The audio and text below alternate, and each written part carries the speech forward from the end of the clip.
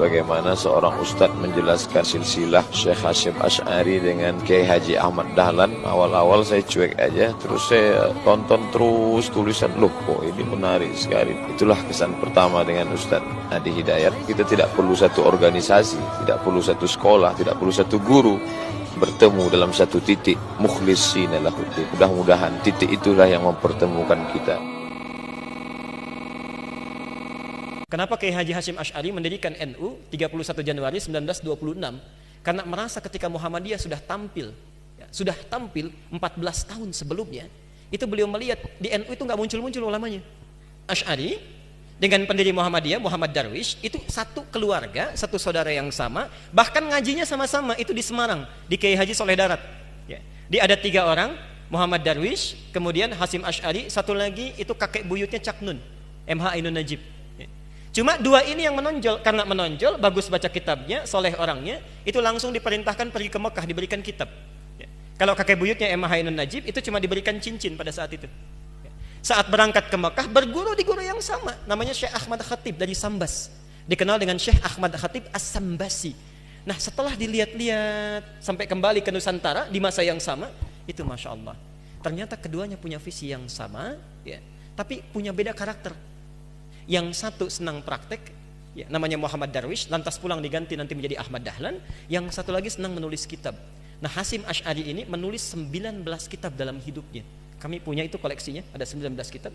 Nah, sebelum beliau menulis dan mendirikan Nahdlatul Ulama itu, Kiai Haji Ahmad Dahlan kan senang praktek. Begitu pulang, menafsirkan surat Al-Ma'un, tidak tunggu nulis buku. Selesai kajian, buka pakaian luarnya, keluarkan uang yang dibawanya, sampaikan pada masyarakat, bikin rumah sakit, bikin pesantren, bikin sekolah, bikin macam-macam praktek.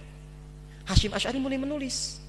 Saat meninggal Kiai Haji Ahmad Dahlan 1924, difikirkan oleh beliau, ini seorang sudah meninggal dunia, ulama belum bangkit, maka ditulislah kemudian kitab baru yang menjadi landasan lahirnya ormas baru disebut dengan Nahdlatul Ulama. Yang ingin saya sampaikan, kedua-duanya ini ternyata satu garis nasab yang sama, bertemu di Maulana Ishaq. Jadi kalau kita urutkan, maaf, Muhammad Hasyim Al-Asy'ari bin Abdul Wahid, bukan Kang Wahid yang ini ya, itu ada Gunawannya, ini lain.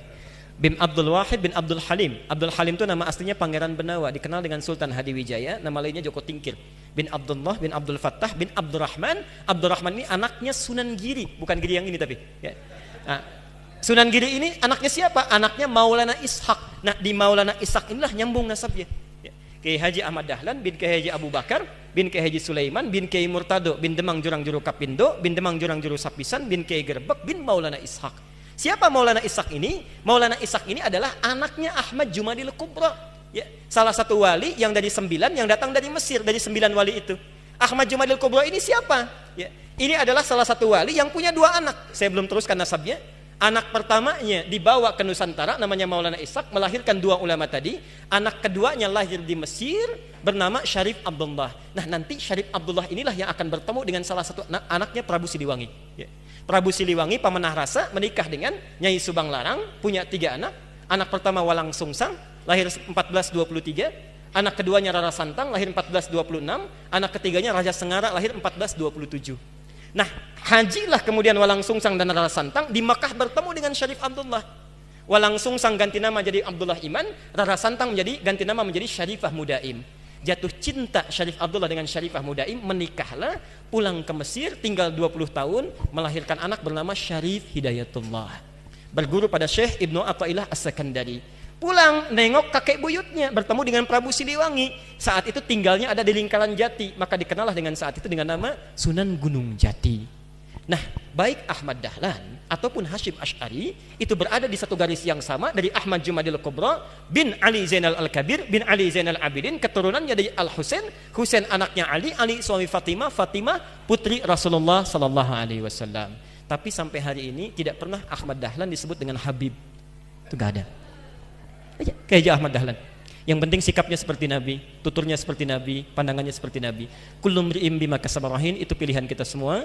Mudah-mudahan pertemuan hari ini kita menjadi baik seluruhnya. Kita bermohon pada Allah Subhanahu wa taala seluruh para asatidzah, dai-dai, para ulama kita, terkhusus Ustaz Abdul Somad dijaga oleh Allah Subhanahu wa taala dan bisa memberikan pencerahan kepada masyarakat Indonesia khususnya tentang wawasan-wawasan keislaman yang luas yang dengan izin Allah Subhanahu wa taala itu semua bisa menghadirkan kenyamanan dalam beribadah, ketentraman bagi hubungan antar masyarakat, dan yang paling kita harapkan dengan itu semua masyarakat Indonesia akan lebih beragamis, dekat dengan Allah, bisa memaksimalkan nilai-nilai keislaman dalam kehidupan. Assalamualaikum warahmatullahi wabarakatuh.